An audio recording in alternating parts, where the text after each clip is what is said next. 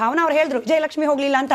ನಾನು ಅದಕ್ಕೆ ಇನ್ನೂ ಸೇರ್ಸಲ್ದೆ, ಕೇವಲ ವಿಜಯಲಕ್ಷ್ಮಿ ಅವ್ರ ಮಾತಲ್ಲ, ಯಾರೆಲ್ಲ ಕ್ಯೂ ಅಲ್ಲಿ ನಿಂತ್ಕೊಂಡು ದರ್ಶನ್ ಅವ್ರನ್ನ ಭೇಟಿಯಾಗಿ ಅಯ್ಯೋ ನಮ್ ಡಿ ಬಾಸ್ ಹಂಗಿದ್ದವ್ರು ಹೆಂಗಾದ್ರು ಗೊತ್ತಾ ಅಂತಿದ್ದಾರಲ್ಲ, ಅಂಥವ್ರ ಬಗ್ಗೆ ನಾನು ಕೇಳ್ತಿದ್ದೀನಿ. ರೇಣುಕಾ ಸ್ವಾಮಿ ಅವ್ರ ಮನೆ ಕೂಡ ಹೆಂಗಿತ್ತು ಹೆಂಗಾಯ್ತು ಗೊತ್ತಾ ಅಂತ ಹೇಳಿ, ಅಲ್ಲಿ ಅಯ್ಯೋ ಪಾಪ ಅನ್ನೋರು ಇಲ್ವಲ್ಲ, ಇವತ್ತು ಕಣ್ಣೀರ್ ಹಾಕ್ತಿದ್ದಾರೆ. ಆ ಕುಟುಂಬದವ್ರು ಇವತ್ತು ಕಣ್ಣೀರ್ ಹಾಕ್ತಿದ್ದಾರೆ ಸರ್. ಕೇವಲ ಕುಟುಂಬ ದುಃಖದಲ್ಲಿರೋದು ಕೇವಲ ದರ್ಶನ್ ಅವ್ರ ಕುಟುಂಬ ಮಾತ್ರ ಅಲ್ಲ, ಇಲ್ಲಿ ಅಳಿಯೋದು ಯಾರಪ್ಪ, ಯಾವ ದುಃಖ ಹೆಚ್ಚು ಯಾವ ದುಃಖ ಕಮ್ಮಿ ಅಂತ ಹೇಳಿ ಅಳಿಯೋದು ಯಾರು ಅಂತ. ಅನುಕಂಪ ನೀವು ಒಂದ್ ಕಡೆ ತೋರಿಸ್ತೀರಿ ಮತ್ತೊಂದ್ ಕಡೆ ತೋರ್ಸಲ್ಲ ಅಂದ್ರೆ ಇದ್ಯಾವ ನ್ಯಾಯ? ಸ್ಮಿತಾ, ನನ್ನ ಪ್ರಕಾರ ಅನುಕಂಪ ಯಾರಿಗೂ ಬೇಡ ಇಲ್ಲಿ. ವಿಜಯಲಕ್ಷ್ಮಿ ತಗೊಂಡಿರೋ ಒಂದು ಹೆಜ್ಜೆಗೆ ನನ್ನ ಧಿಕ್ಕಾರ. ಯಾಕೆ? ಒಂದು ಕಾಲ್ ಮಾತ್ರ ಇಡ್ತಿದ್ಯಾ, ಇನ್ನೊಂದು ಕಾಲ್ ಇಡು. ನಿನಗೆ ಗೊತ್ತಿಲ್ವಲ್ಲ ಯಾಕೆ ನನ್ನ ಗಂಡ ನಿರಪರಾಧಿ ಅಂತ ಹೋರಾಡ್ತಾ ಇರೋ ವಿಜಯಲಕ್ಷ್ಮಿ, ಅಯ್ಯೋ ನನ್ನ ಗಂಡನ ಹೆಸರು ಬರ್ತಾ ಇದೆ ಸಾರಿ, ನನ್ನ ಕೈಲಿ ಏನಾಗತ್ತೆ, ಯಾಕೆ ದುಡ್ಡು ಕೊಡ್ತೇನಾ, ಯಾಕೆ ನಮಗೆ ಕೊರತೆ ಗುರು, ನಾವು ಮಾಡಲ್ಲ ಕೆಲಸ, ನಮಗೆ ದುಡ್ಡು ಬರಲ್ಲ, ಆ ಥರ ನಾವು ಬ್ಲ್ಯಾಕ್ ಮೇಲ್ ಮಾಡಲ್ಲ, ರೋಲ್ ಕಾಲ್ ಮಾಡಲ್ಲ, ಏನೂ ಮಾಡಲ್ಲ. ನಮಗೆ ಪತ್ರಿಕೆ ಮಾಡಿದ್ರೇನೆ ಬೈಸ್ಕೋಬೇಕು ನಾವು. ಇಷ್ಟೆಲ್ಲ ಮಾಡಿ ನೀವು ಒಂದು ಪ್ರೋಗ್ರಾಮ್ ಮಾಡಿದ್ರೆ ಬೈಸ್ಕೋತೀರಾ? ಕೆಳಗಡೆ ಕಾಮೆಂಟ್ಗಳಿಗೆ ಆಲ್ರೆಡಿ ಶುರು. ನಮ್ಮ ಪ್ರಶ್ನೆ ಇಷ್ಟೇ ಉಮೇಶ್ ಸರ್, ಈ ಸಂಧಾನ ಅನ್ನೋ ಅನುಮಾನ ಯಾಕೆ ಬರ್ತಿದೆ ಅಂತಂದ್ರೆ, ನಾನು ಮತ್ತೆ ಕ್ಲಾರಿಫೈ ಮಾಡ್ತಿದ್ದೀನಿ, ಕೇವಲ ವಿನೋದ್ ರಾಜ್ ಅವ್ರ ಭೇಟಿ ಮಾತ್ರ ಅಲ್ಲ, ನೀವು ಎಷ್ಟೋ ಪ್ರಕರಣ ನೋಡ್ಬಿಡ್ತಿರ್ತೀರಿ ಸರ್, ಎಂತೆಂಥ ಬ್ರೂಟಲ್ ಮರ್ಡರ್ ಆಗಿರುತ್ತೆ, ಕಡೆಗೆ ಅಕ್ವಿಟ್ ಆಗಲ್ಲ. ಯಾಕೆ? ಅಲ್ಲಲ್ಲೇ ಕಾಂಪ್ರಮೈಸ್ಗಳಾಗಿರುತ್ತೆ. ಕಾಂಪ್ರಮೈಸು ತಪ್ಪಲ್ಲ. ಒಂದ್ ನಿಮಿಷ ಗಣೇಶ್ ಸರ್, ಒಂದೇ ನಿಮಿಷ. ಉಮೇಶ್ ಸರ್ ಇದ್ದಾರೆ, ನಿವೃತ್ತ ಪೊಲೀಸ್ ಅಧಿಕಾರಿ, ಅನೇಕ ಪ್ರಕರಣಗಳನ್ನ ಗಮನಿಸಿರ್ತಾರೆ. ನಾನು ಕಾಂಪ್ರಮೈಸ್ ಆಗೋದು ತಪ್ಪು ಅಂತ ಹೇಳ್ತಿಲ್ಲ ಸರ್, ಬಟ್ ಇಷ್ಟೆಲ್ಲ ತನಿಖಾಧಿಕಾರಿಗಳ ಶ್ರಮ, ಕಾನೂನು ಬಗ್ಗೆ ಇರಬೇಕಾಗಿದ್ದ ಭಯ ಎಲ್ಲಿಗೆ ಹೋಗ್ಬಿಡುತ್ತೆ ಅಂತ ಹೇಳಿ. ಯಾವುದೇ ಪ್ರಕರಣ ಗುರುತರ ಪ್ರಕರಣ, ಒಂದ್ ನಿಮಿಷ ಗಣೇಶ್ ರಾವ್, ಇಂಥ ಗುರುತರ ಪ್ರಕರಣಗಳು ರಾಜ್ಯದ ಗಮನ ಸೆಳೆದಿರ್ತಕ್ಕಂಥ ಇಂಥ ಪ್ರಕರಣಗಳಲ್ಲಿ ತನಿಖೆ ನಡೀತಾ ಇರ್ತದೆ. ಇದು ತನಿಖೆ ಹೇಗೆ ನಡೀತಾ ಇದೆ ಅಂತೇಳಿ ಅಂತ ಈಗಾಗಲೇ ಎಲ್ಲ ಪ್ರತಿದಿನ ಅದ್ರ ಸ್ಟೇಟಸ್ ತಿಳ್ಕೊಳ್ಳೋಕೆ ಇಷ್ಟಪಟ್ಟೆ ಪಡ್ತಾರೆ. ಬನ್ನಾರಿ ನದಿರುವೆ ಏನಾಗ್ತಾ ಇದೆ, ಇದು ಯಾವ ಕಡೆಗೆ ಹೋಗ್ತಾ ಇದೆ ಅಂತ ಯಾವುದೂ ಒಂದು ನಮ್ಮ ಟಿ ವಿ ಮಾಧ್ಯಮಗಳಲ್ಲಿ ಅತಿ ಹೆಚ್ಚು ತಿಳ್ಕೊಳ್ಳೋಕೆ ಪ್ರಯತ್ನ ಪಡ್ತಾರೆ. ಯಾಕೆಂದರೆ ಇರ್ತಕ್ಕಂಥ ವಿಜುವಲ್ನ ತೋರಿಸ್ತಕ್ಕಂಥದ್ದಕ್ಕೆ. ಯಾವಾಗ ಈ ಒಂದು ನಡವಳಿಕೆಗಳು ಅಂದರೆ ತನಿಖೆ ನಡೀತಾ ಇರುವಂಥ ಸಮಯದಲ್ಲಿ ಅವ್ರನ್ನ ಯಾರು ಭೇಟಿ ಮಾಡ್ತಾ ಇದ್ದಾರೆ ಅನ್ನೋದು ಮುಖ್ಯನೇ. ಯಾರೋ ಹೋಗಿ ಅವ್ರಿಗೆ ಸಂಧಿಸ್ತಾ ಇದ್ದಾರೆ, ಯಾರಾಗಿ ಬೇಡಿ ಬೇಡ್ತಾ ಇದ್ದಾರೆ, ಯಾರ್ಯಾರು ಏನೇನು ಕೆಲಸ ಮಾಡ್ತಾ ಇದ್ದಾರೆ, ಯಾರ್ಯಾರು ಎಲ್ಲೆಲ್ಲಿ ಹೋಗ್ತಾ ಇದ್ದಾರೆ, ಇವೆಲ್ಲ ನಡವಳಿಕೆ ಅಂತ ಕರಿತೀವಿ ನಾವು ತನಿಖಾಧಿಕಾರಿಗಳು. ಅದನ್ನು ನಾವು ತನಿಖೆ ಮಾಡ್ತಾ ಇರುವಂಥ ಸಮಯದಲ್ಲಿ ಇದನ್ನೆಲ್ಲ ಎಚ್ಚರಿಕೆಯಿಂದ ನೋಡ್ತೀವಿ. ನಾವು ಇವ್ರನ್ನ ನಾವು ತನಿಖೆ ಮಾಡ್ತಾ ಇರುವಂಥ ಸಮಯದಲ್ಲಿ ಇವ್ರು ಎಲ್ಲೋದ್ರು, ಇವ್ರು ಯಾರನ್ನ ಭೇಟಿ ಮಾಡಿದ್ರು, ಇವ್ರು ಏನಾದರೂ ನಮಗೆ ಬೇಕಾಗಿರ್ತಕ್ಕಂಥ ಟಾರ್ಗೆಟ್ ಮನುಷ್ಯರುಗಳ ಹತ್ರ ಇವ್ರು ಏನಾದ್ರು ಮಾತಾಡ್ತಾವ್ರಾ ಅಂದರೆ ಅದರ ಅಜೆಂಡಾ ಏನು, ಯಾಕೆ ಮಾತಾಡ್ತಾ ಇರ್ಬೋದು ಅಂತ ಅದು ಒಂದು ತಿಳ್ಕೊಳ್ತೀವಿ. ಬಟ್ ಯಾವುದೇ ಥರವಾದಂಥದ್ದು ಪುಸ್ತಕದ ರೂಪಕ್ಕೆ ನಮ್ಮ ತನಿಖಾ ರೂಪದಲ್ಲಿ ಒಳಗಡೆಗೆ ಬರೋದಿಲ್ಲ. ಆದರೆ ಅದನ್ನು ನಾವು ಕಾಯಬೇಕು, ಒಬ್ಬ ತನಿಖಾಧಿಕಾರಿಯಾಗಿ ನೋಡಬೇಕು. ಅದನ್ನು ನಾವು ನಮಗಿರ್ತಕ್ಕಂಥ 90 ದಿವಸ ಏನು ದಿವಸಗಳಿರ್ತದೆ ತನಿಖೆ ಮಾಡೋದಕ್ಕೆ, ಈಗಾಗಲೇ ಹತ್ತಿರ ಅರ್ಧ ಮುಗಿದಿದೆ. ಇನ್ನು ನನ್ನ ಲೆಕ್ಕದಲ್ಲಿ 60-65-70 ಡೇಸಲ್ಲಿ ಚಾರ್ಜ್ ಶೀಟ್ ಅಂತೂ ಹಾಕ್ತಾರೆ, 100% ಹಾಕ್ತಾರೆ. ಅಲ್ಲಿವರೆಗೂ ಇಂಥ ಯಾವುದೇ ಒಂದು ನಡವಳಿಕೆಗಳು ಅಂತಂದರೆ ಪ್ರಭಾವ ಬೀರುವಂಥ ನಡವಳಿಕೆಗಳು ಯಾರೇ ಅವ್ರನ್ನ ಭೇಟಿ ಮಾಡುವಂಥದ್ದು. ಯಾಕೆ ಅಂತಂದರೆ ಮೊದಲಾದ್ರೆ ಎಲ್ಲೋ ಹೋಗಿ ಕದ್ದೋಗ್ಬಿಟ್ಟು ಏನೋ ಮಾತಾಡ್ಕೊಬಿಟ್ಟು ಬಂದ್ಬಿಡ್ತಿದ್ರು. ಇವಾಗ ಬೇಕು ಅಂತಲೇ ವಿಜುವಲ್ ಮೀಡಿಯಾಕ್ಕೆ ಸಿಗಬೇಕು ಅಂತಲೇ ಇದನ್ನೆಲ್ಲ ಕ್ರಿಯೇಟ್ ಮಾಡಿಕೊಂಡೆ ಜನಗಳ ಮನಸ್ಸಲ್ಲಿ ಬೇರೆ ಬೇರೆ ಥರವಾದಂಥ ಬಿತ್ತುಕೋಸ್ಕರನೇ ಈ ಕಾರ್ಯಕ್ರಮ ಮಾಡ್ತಾವ್ರೆ ಅನ್ನಿಸ್ತದೆ ನೋಡಿದರೆ. ಖಂಡಿತವಾಗಿ ದರ್ಶನ್ ಅವರು ಮನಪರಿವರ್ತನೆ ಆಗ್ತಾ ಇದೆ, ಅಲ್ಲಿ ಒಳಗಡೆ ತುಂಬಾ ಕಷ್ಟ ಅನುಭವಿಸ್ತಿದ್ದಾರೆ, ಇದೆಲ್ಲ ಒಂದು ನರೇಟಿವ್ ಸೆಟ್ ಮಾಡೋ ಪ್ರಯತ್ನ ಆಗ್ತಾ ಇದೆ ಅಂತ ಅನುಮಾನ ಅಂತೂ ಬರೋದ್ರಲ್ಲಿ ತಪ್ಪಿಲ್ಲ. ಹೌದು, ಖಂಡಿತವಾಗ್ಲೂ ನೋಡಿ ಈ ಪ್ರಕರಣದಲ್ಲಿ ಏನು ನಾಳೆ ಈಗ ಚಾರ್ಜ್ ಶೀಟ್ ಕೊಟ್ಟ ತಕ್ಷಣನೇ ಇದೇನು ಟ್ರಯಲ್ ಪ್ರಾರಂಭ ಆಗ್ಬಿಡೋದಿಲ್ಲ. ಈ ಟೇಕ್ ಇಟ್ಸ್ ಓನ್ ಟೈಮ್.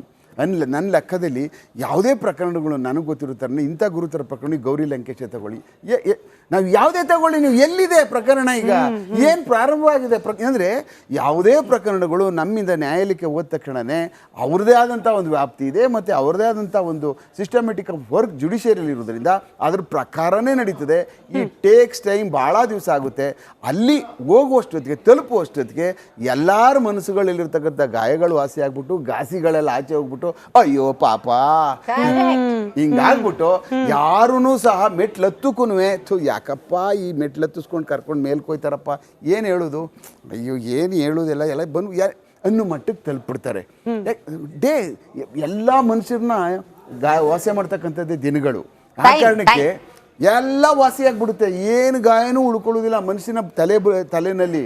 ಆ ಕಾರಣಕ್ಕೆ ತುಂಬ ಗ್ಯಾಪ್ ಆಗ್ಬಿಡೋದ್ರಿಂದ ಟ್ರೇಲ್ ನಡೆಯುವಂಥ ದಿನಗಳು ತುಂಬ ಗ್ಯಾಪ್ ಆಗಿಬಿಡೋದ್ರಿಂದ ಯಾವುದೇ ಒಬ್ಬ ಮನುಷ್ಯ ಆ ಸಮಯದಲ್ಲಿ ಆದಂತಹ ಏನು ಅವನಿಗಿರ್ತದೋ ಇಲ್ಲ ಈ ಪ್ರಕರಣ ಹಾಗೆ ಇದು ಏನಾದರೂ ಮಾಡಬೇಕು ಒಂದು ಲಾಜಿಕಲ್ ಎಂಡಿಗೆ ತೊಗೊಂಡು ಹೋಗ್ಬೇಕು ಅನ್ನುವಂಥದ್ದು ಪೂರ್ಣವಾಗಿ ಅವ್ರ ತಲೆಯಲ್ಲಿ ಮಂಜು ಕೌದುಬಿಟ್ಟು ಅವ್ರ ತಲೆನಲ್ಲೂ ಯಾವ ಪಾಪ ಏನೋ ಬಿಡು ಬದಿಕೊಳ್ಳಿ ಯಾಕೆ ಸುಮ್ಮನೆ ಇನ್ಯಾಕೆ ವಾಪಸ್ ಬರ್ತಾರಾ ಅನ್ನುವಂಥ ಮನಸ್ಥಿತಿಗೆ ಎಲ್ಲ ತಲುಪ್ತಾರೆ.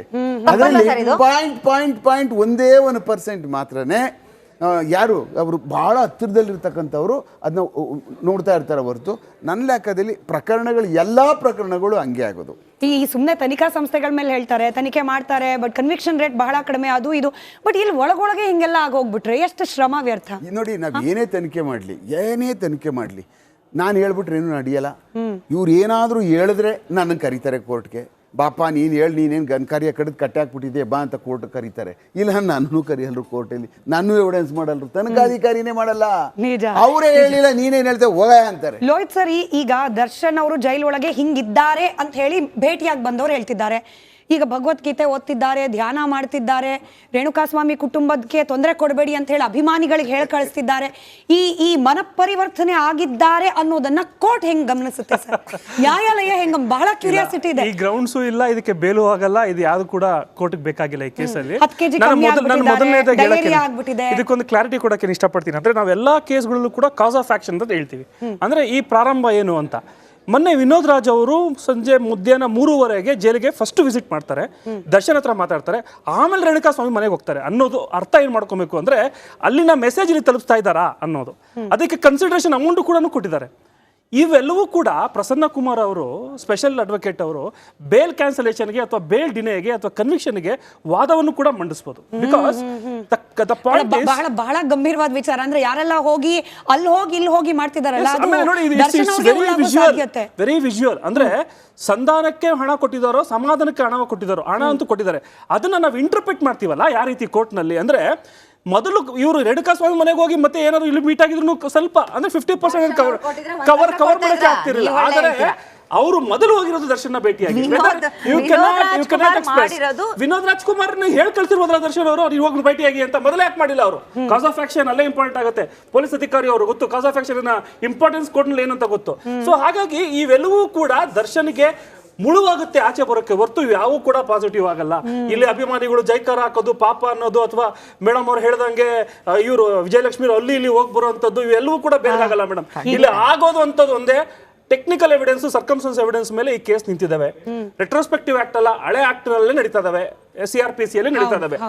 ಸರ್ಕಮ್ಸ್ಟೆನ್ಷಿಯಲ್ ಎವಿಡೆನ್ಸ್ ಅಲ್ಲಿ ಎಕ್ಸ್ಯೂಮಿನೇಷನ್ ಮಾಡ್ಬೇಕಂದಾಗ ಹೆಣ ಎತ್ತೋ ಇಂದ ಹಿಡಿದು ಆ ಹೆಣವನ್ನ ಪೋಸ್ಟ್ ಮಾರ್ಟಮ್ ಮಾಡಿ ಅದನ್ನ ಇವ್ರು ಅರೆಸ್ಟ್ ಮಾಡೋವರೆಗೂ ಏನೇನು ಈ ತನಿಖಾಧಿಕಾರಿಗಳು ಮಾಡಿದಾರೋ ಅವೆಲ್ಲವೂ ಕೂಡ 1 ವರ್ಷ ಆದ್ಮೇಲೆ ಟ್ರಯಲ್ ಆಗ್ಬೋದು.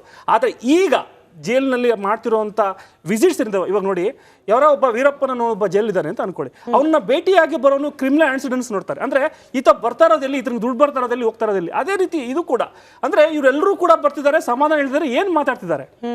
So why is it? ಆಮೇಲೆ ಎಲ್ಲವೂ ಕೂಡ ಇನ್ನೊಂದು ನೋಡಿ, ಎಲ್ಲಾರನ್ನೂ ಆರೋಪಿಗಳನ್ನ ಜೈಲ್ ಒಳಗಡೆ ಪ್ರತಿನಿತ್ಯ ಭೇಟಿ ಆಗುವಂತ ಅವಕಾಶ ಇಲ್ಲ. ಇದು ಮಾಧ್ಯಮದ ಅಲ್ಲೇ ಕಾಯ್ಕೊಂಡು ಕುಂತ್ಕೊಂಡಿರೋದ್ರಿಂದ ಗುರುವಾರ ಮಾತ್ರ ಇರೋದು. ಇದು ಕೂಡ ಒಂದು ಗ್ರೌಂಡ್. ಅಂದ್ರೆ is very much influence in the state. ಅಂದ್ರೆ ಚಾರ್ಜ್ ಶೀಟ್ ಆಗಲಿ ಅಥವಾ ಚಾರ್ಜ್ ಶೀಟ್ ಆದ್ಮೇಲೂ ಕೂಡ ಗೊತ್ತಿಲ್ಲ ಲೋಹಿತ್ ಸರ್, ಇಲ್ಲ ಇದನ್ನು ಸೇರ್ಸ್ ಹೇಳಿ. ನನಗೆ ಗೊತ್ತಿರೋ ಹಾಗೆ ಒಂದು ವಾರದಲ್ಲಿ 4 ಸತಿ ಅಂತೂ ಮಿನಿಮಮ್ ಹೋಗಿದ್ದಾರೆ ವಿಜಯಲಕ್ಷ್ಮಿ ಅವರು. ಅಷ್ಟು ಸತಿ ಪ್ರಾವಿಷನ್ ಇದೆಯಾ? ಪ್ರಾವಿಷನ್ ಇಲ್ಲ. ಪ್ರಿಸನರ್ಸ್ ಆಕ್ಟ್ ಅಲ್ಲಿ ಪ್ರಾವಿಷನ್ ಇಲ್ಲ, ಜೈಲ್ ಅಥಾರಿಟೀಸ್ ಅಲ್ಲಿ ಪ್ರಾವಿಷನ್ ಇಲ್ಲ. But it is an duty. ಅದೇನ್ ಮಾಡ್ತಾರೋ ಗೊತ್ತಿಲ್ಲ, ಏನಂತ ಹೇಳ್ಕೊಡ್ತಿರೋ ಗೊತ್ತಿಲ್ಲ. ಅದನ್ನು ಕೂಡ ವೆರಿಫೈ ಮಾಡಬೇಕಾಗುತ್ತೆ ಗವರ್ನಮೆಂಟ್. ಮತ್ತೆ ಎರಡನೇದಾಗಿ ನಾನು ಹೇಳ್ತಾ ಇದ್ದೆ, ಇವಾಗ ಮೊದಲು ನಾವು ಚಾರ್ಜ್ ಶೀಟ್ ಹಾಕಿಂತ ಮುಂಚೆ ಇಂಥ ಒಂದು ಸನ್ನಿವೇಶಗಳಲ್ಲಿ ಈಸ್ ವೆರಿ ಇನ್ಫ್ಲೂಯೆನ್ಷಿಯಲ್. ಚಾರ್ಜ್ ಶೀಟ್ಗಿಂತ ಆಚೆ ಬಂದ್ರೆ ಸಾಕ್ಷ್ಯವನ್ನು ನಾಶ ಮಾಡ್ತಾರೆ ಅಂತ ಹೇಳಿ ಬೇಲ್ನ ಕೊಡಲ್ಲ. ಆದ್ರೆ ಈ ಪ್ರಕರಣದಲ್ಲಿ ಇವರು ಇನ್ಫ್ಲೂಯೆನ್ಸ್ ನೋಡಿದ್ರೆ ಚಾರ್ಜ್ ಶೀಟ್ ಆದ್ಮೇಲೆ ಕೂಡ ಬಂದ್ರು ಕೂಡ ಅವ್ರ ಆಕ್ಟ್ ಚಾರ್ಜ್ ಶೀಟ್ ಆದ್ಮೇಲೂ ಬಂದ್ರು ಕೂಡ ಸಾಕ್ಷಿಗಳನ್ನು ನಾಶ ಮಾಡಬಹುದು ಅನ್ನೋದನ್ನ ಒಂದು ಮೆಸೇಜ್ ಕೊಡ್ತಾರೋ ಹೊರತು ಇನ್ನೇನು ಕೊಡ್ತಾ ಇಲ್ಲ. ಹಾಗಾಗಿ ಇವರೆಲ್ಲ ಭೇಟಿಗಳು ಮಾಡ್ತಾ ಇರೋದು, ಇವರು ತೋರಿಸ್ತಾ ಇರೋಂಥದ್ದು, ಇವ್ರ ಆಕ್ಟ್ಗಳೆಲ್ಲವೂ ಕೂಡ ಜೈಲಿಂದ ಆಚೆ ಬರಕ್ಕೆ ದರ್ಶನ್ ಅವರಿಗೆ ತೊಂದರೆ ಆಗುವಂತ ಆಕ್ಟ್ಗಳೇ ಅಷ್ಟು, ಇನ್ನೇನು ಅಲ್ಲ ಕೋರ್ಟ್ ನಲ್ಲಿ. ಎಕ್ಸಾಕ್ಟ್ಲಿ. ಸೊ ಯಾರ್ಯಾರು ಹೋಗ್ತಿದ್ದಾರೆ ಅವ್ರು ಮತ್ತೊಂದ್ಸತಿ ನಾನು ಬಲಿಷ್ಠ ಮೇಡಮ್. ಇವಾಗ ನಾನು ಕೋರ್ಟ್ ನಲ್ಲಿ, ನಾನು ಜೈಲ್ ನಲ್ಲೇ ವಿಸಿಟ್ ಮಾಡಿ ನಂತರ ವಿನೋದ್ ರಾಜ್ಕುಮಾರ್ ಅವರಿಗೆ ಅವ್ರನ್ನ ಭೇಟಿ ಆಗ್ತಿದ್ದಾರೆ ಅಂದ್ರೆ what is the message? Interpretation ಇರ್ಬೋದು, ದರ್ಶನ್ ಹೇಳಿಲ್ಲ ಬಿಡಿ ಅನ್ಬೋದು. ನನ್ನ ಇಂಟರ್ಪ್ರಿಟೇಷನ್ ಹೇಳುತ್ತೆ ಇಲ್ಲ ಅವ್ರು ಹೇಳಿದಕ್ಕೋಸ್ಕರ ಇವ್ರು ಹೋಗಿದ್ದಾರೆ. ಅದಕ್ಕೆ ಮೊದಲೇ ಇವ್ರಿಗೆ ಬುದ್ಧಿ ಇರ್ಲಿಲ್ವಾ? ವಿನೋದ್ ರಾಜ್ಕುಮಾರ್ ಆಗ್ಲಿ ಯಾರೇ ಆಗ್ಲಿ, ಇಟ್ಸ್ ಅನ್ ಅಫೆನ್ಸ್. ರಾಜ್ಯದ intention ರಾಜ್ಯದಲ್ಲಿ ಆಗಿರುವಂತ ಕೊಲೆ ಸರ್, ಪ್ರಕರಣದಲ್ಲಿ ಒಬ್ಬ ಆರೋಪಿಯನ್ನ ಭೇಟಿಯಾಗಿ ಮತ್ತೆ ಆರೋಪಿಯ ಕುಟುಂಬಕ್ಕೆ ಭೇಟಿಯಾಗುವಂತದ್ದು, ದುಡ್ಡು ಕೊಡುವಂತದ್ದು ಇಟ್ಸ್ ಅನ್ 100% ಅಫೆನ್ಸ್. ಇದರಲ್ಲಿ ಸಾಕ್ಷಿ ಇದು ಗೊತ್ತಿದ್ದು ಎಲ್ಲವೂ ಮಾಡಿದ್ರು, ಕೂಡ ಅಟ್ರಾಕ್ಟ್ ಆಗುತ್ತೆ ಅಂತ ನಾನು ವಾದ ಮಾಡ್ತೇನೆ. ಗೊತ್ತಿದ್ ಮಾಡಿದ್ರು, ನನಗೆ ಗೊತ್ತಿಲ್ಲದೆ ಮಾಡಿದ್ರು, ವಿನೋದ್ ವಿನೋದ್ ರಾಜ್ಕುಮಾರ್ ರಾಜ್ ಅವರ ಬ್ಯಾಕ್ ಗ್ರೌಂಡ್ ಗೊತ್ತಿರೋದ್ರಿಂದ ನಾನು ಹೇಳಿದೆ ಅಷ್ಟೇ, ಬಿಟ್ರೆ ಇಲ್ಲಿ ಏನು ದರ್ಶನ್ ಬ್ಯಾಕ್ ಗ್ರೌಂಡ್ ಅನ್ನೋದು ಬೇರೆ, ಮೆಂಟಾಲಿಟಿ ಅನ್ನೋದು ಬೇರೆ. ಬಟ್ ಇಲ್ಲಿ ಇನ್ಫ್ಲೂಯೆನ್ಸ್, ಬ್ಯಾಕ್ ಗ್ರೌಂಡ್ ಅಲ್ಲಿ ಮೆಂಟಾಲಿಟಿ ಇನ್ಫ್ಲೂಯೆನ್ಸ್ ಯಾವ ತರ ಮಾಡ್ಬೋದು? ನೀವು ಲಾಯರ್ ಸರ್, Timing ಕೂಡ ಮಾತ್ರ ನೀವು ಪತ್ರಕರ್ತರು ಮೇಡಮ್, ನೀವು ಪತ್ರಕರ್ತರು. ಲೋಹಿತ್ ಸರ್, ನೀವು ಅಭಿಮಾನಿಗಳ ವಿಚಾರ ಪ್ರಸ್ತಾಪ ಮಾಡ್ತಾ ಇದ್ರಿ.